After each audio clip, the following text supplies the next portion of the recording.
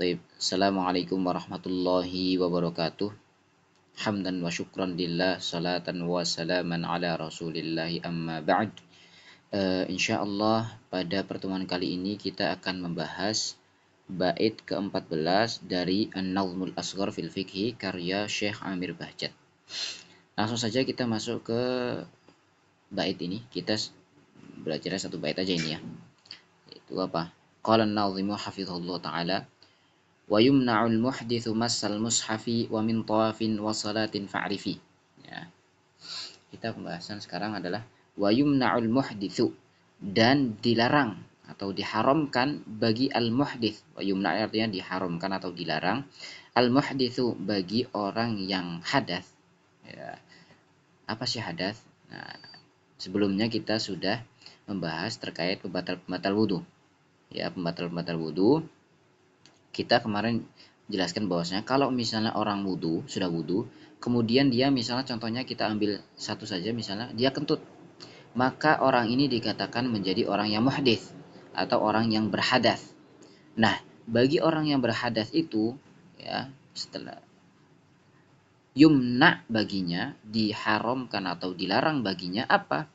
Yang pertama adalah kita kasih warna dulu. Oke. Yaitu masal mushafi. Yang pertama adalah masal mushafi. Ini dilarang baginya. Nggak boleh menyentuh mushaf. Ya. Ini terjadi khilaf di antara para ulama ya.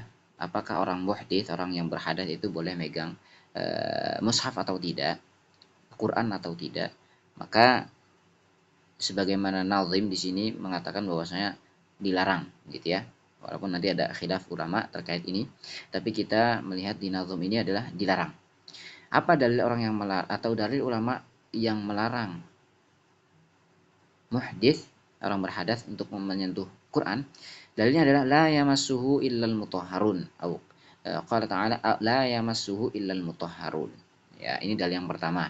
Tidaklah menyentuh Al-Qur'an tersebut kecuali orang-orang yang suci. Walaupun di sini nanti al-mutahharun ini banyak tafsirannya begitu ya. Ada yang mengatakan al-malaikah, al-mutahharun minaz dzunub misalnya seperti itu, atau al-uyub gitu ya. Tapi kemudian dalil yang kedua bagi ulama yang melarang muhdits itu untuk menyentuh Quran, sebagaimana diriwayatkan dalam Baihaqi dan juga At-Tabrani, Nabi SAW bersabda, la alla yamassal Qur'an illa tahirun. Ya, agar tidak sekali-kali menyentuh Al-Qur'an kecuali orang yang suci. Dan hadis ini juga banyak khilaf para ulama begitu ya.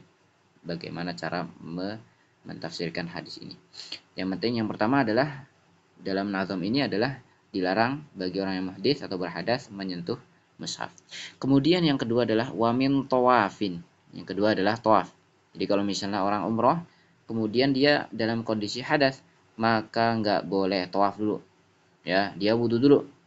Begitu. Baru nanti ketika setelah wudu dia tawaf, gitu ya. Kemudian yang ketiga adalah wasolatin. Yaitu apa? Salat. Dilarang baginya salat. Ya, karena jelas Allah Subhanahu wa taala berfirman, "Ya ayyuhalladzina amanu idza qumtum ilas sholati faghsilu wujuhakum." Allah menjelaskan bagi kita, bagi orang yang ingin sholat, maka hendaknya mereka berwudu. Ya faghsilu wujuhakum wa aydiyakum ilal marafiq dan seterusnya. Maka dia harus wudu. Artinya ketika dia enggak wudu, dia tiba-tiba sholat dengan sengaja, maka dia melanggar perintah Allah Subhanahu wa taala. Kalau misalnya dia sengaja, misalnya dia enggak wudu, dia hadas, sadar, kemudian dia sengaja udah datang mau sholat nih, aduh malas mau wudhu, kemudian dia langsung sholat, maka dia di situ di sisi sholatnya tidak diterima, di sisi lain dia juga mendapatkan dosa. Kenapa? Karena bermain-main. Allah sudah ngasih aturan, Nabi sudah ngasih aturan, sebagaimana Nabi bersabda dalam riwayat Muslim, la tuqbalu sholatun bi ghairi tuhurin. Sholat orang yang enggak suci atau orang yang berhadas itu enggak diterima sholatnya. Nah, kemudian ayat juga hadis Nabi dalam Bukhari Muslim, la yaqbalullahu sholata ahadikum idza ahdatsa hatta yatawaddaa. Tidaklah Allah itu menerima sholat salah satu dari kalian apabila dia dalam keadaan hadas sampai dia wudu, gitu ya. Artinya ketika dia memaksakan diri sengaja malah karena dia malas wudu, maka dia berdosa di sini. Udah sholat yang gak terima, berdosa pula. Dia wajib baginya untuk bertaubat. Fa'rifi, kata An-Nazim, fa'rifi, maka ketahuilah olehmu gitu ya. Hukum-hukum tersebut, hukum-hukum dilarangnya masal mushaf, tawaf dan sholat itu hendaknya kita ketahui. Wallahu a'lam bishawab. Barakallahu fikum wa sallallahu wasallam ala nabiyyina Muhammadin wa ala alihi wa sahbihi ajma'in. Assalamualaikum warahmatullahi wabarakatuh.